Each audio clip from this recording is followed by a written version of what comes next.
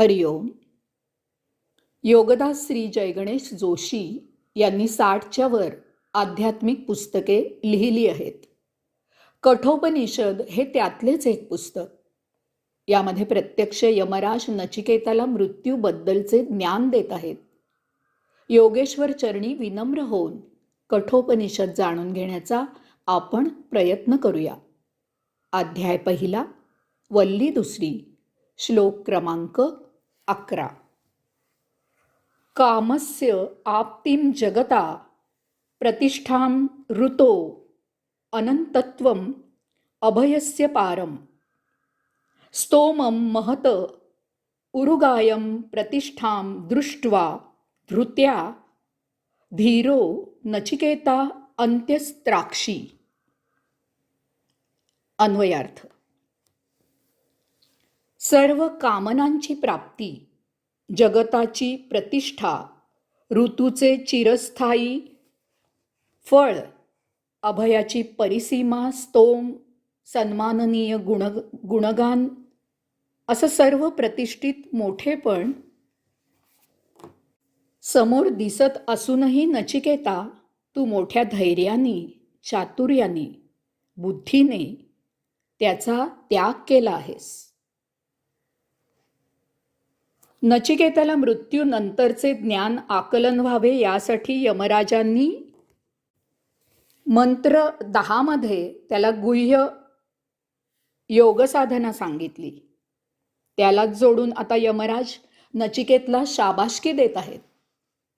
हे गुह्य ज्ञान, त्यासाठी करायची योगसाधना यमराजांनी नचिकेतला प्रदान केली, कारण त्यासाठी आवश्यक असणारी त्यागवृत्ती, वैराग्य, विवेक, संयम इत्यादी सर्व गुण नचिकेतमध्ये त्यांना आढळून आले. त्यासाठी त्यांनी नचिकेतची खडतर परीक्षा घेतली. यावेळी नचिकेतला प्रत्यक्ष यमराजांनी अनेक प्रलोभनं दाखवली. केवळ नचिकेतनी या प्रलोभनांना होकार द्यायचाच अवकाश होता. तात्काळ ती त्याला प्राप्त झाली असती. परंतु नचिकेतने प्रेयस गोष्टींचा त्याग करून श्रेयस गोष्टींचा स्वीकार करण्याचा निश्चय आपल्या कृतीने दाखवला. यमराजांनी नचिकेतला वरदान देऊन सर्व कामनांची प्राप्ती त्याच्या पुढे ठेवली होती.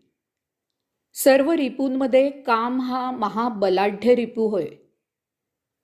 त्यांनी नचिकेतला सुंदर स्त्रिया, लावण्यवती, लतिका इत्यादींचा उपभोग देऊ केला होता. याशिवाय त्याला ज्या ज्या इच्छा असतील त्या त्या पूर्ण करण्याचे वरदान दिले होते. परंतु नचिकेत याला अजिबात बळी पडला नाही. सर्वसामान्य मानव केवळ सुखासाठीच जगतो, काम करतो, कष्ट घेतो. या सुखांसाठीच आयुष्य जगायचं असतं असंच तो समजतो. परंतु नचिकेत हे सर्व भौतिक जगत पार केलेला होता. त्याने नरदेहाचा एकमेव उद्देश आत्ममिलन हे जाणलेलं होतं. यास्तव त्यानं ही कामनापूर्तीची प्रलोभनं स्वीकारली नाहीत. समाजामध्ये जो आब राखून असतो, ज्याला सर्व लोक मान देतात, ज्याच्या शब्दाला समाजात किंमत असते, अशा व्यक्तीला प्रतिष्ठित म्हणतात. अशी जगताची प्रतिष्ठा फार मोठे सामाजिक कार्य केल्यावर, लोकांसाठी देह झिजवल्यावर प्राप्त होते. यमराजांनी नचिकेतला एखाद्या प्रदेशाची नव्हे तर जगताची प्रतिष्ठा देऊ केली होती. परंतु नचिकेत या प्रतिष्ठेतील फोलपणा ओळखून होता. त्याने याचा स्वीकार केला नाही. यमराजांनी नचिकेतला ऋतूचे चिरस्थायी फळ प्रदान केले होते. हे असे फळ राजे महाराजे, ऋषीमुनी यज्ञयाग करून मिळवत असतात. त्यासाठी फार मोठे पुण्यकर्म करावे लागते. तेव्हाच अशांना हे फळ मिळू शकते. तेही पुण्य असेपर्यंतच टिकते.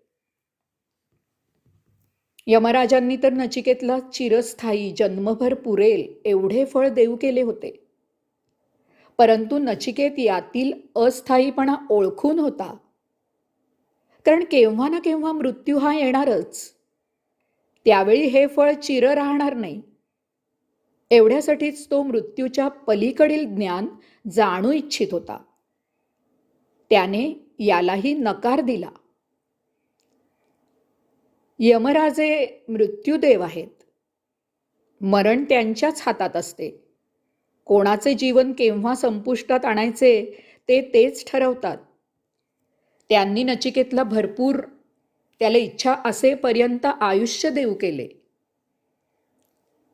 त्यालाच येथे अभयाची परिसीमा असं म्हटलेलं आहे. कारण मानवाला सगळ्यात जास्त भीती वाटते ती मृत्यूची. त्यापासून अभय देऊ केले. नचिकेतला त्यांनी इच्छा असेपर्यंत जग असं वरदान देऊ केलं.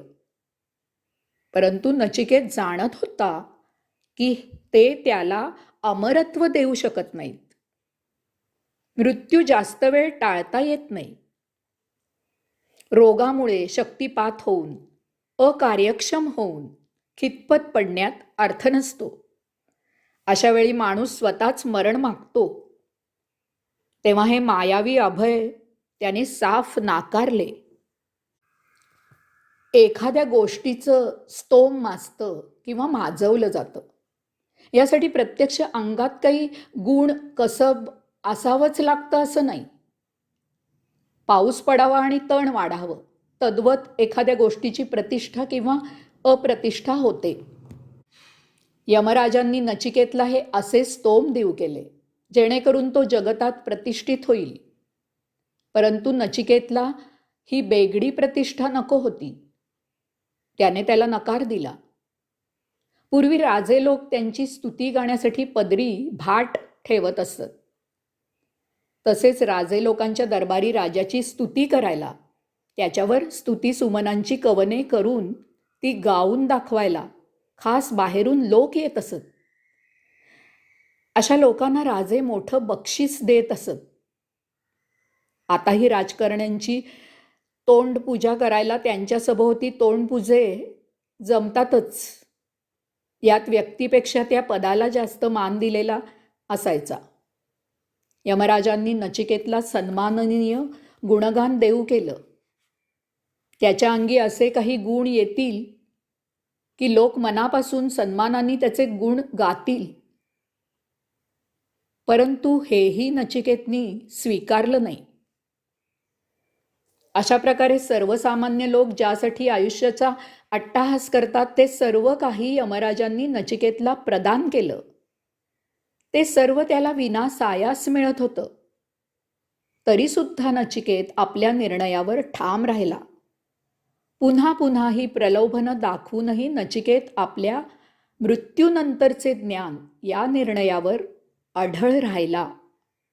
यास्तव यमराज म्हणत आहेत की असं सर्व प्रतिष्ठित मोठेपण समोर दिसत असूनही नचिकेता, तू मोठ्या धैर्याने, चातुर्याने आणि बुद्धीने त्याचा त्याग केला आहेस.